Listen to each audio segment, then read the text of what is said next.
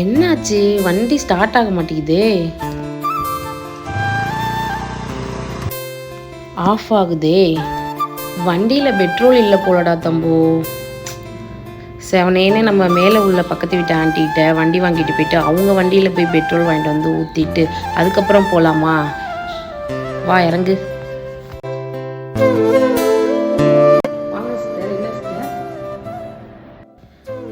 Hello sister, என்னோட வண்டியில் petrol இல்லை. உங்கள் வண்டி சாவி கொடுத்தீங்கன்னா பெட்ரோல் மட்டும் வாங்கிட்டு வந்துட்டு ஊற்றிப்பேன்.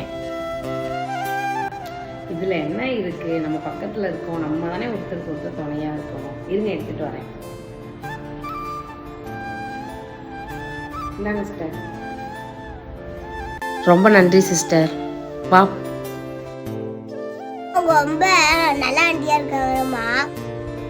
சாவி கேட்டோன்னே கொடுக்குறாங்கம்மா அந்த ஆண்டி. ஆமாடா தம்பு, வா போலாம்.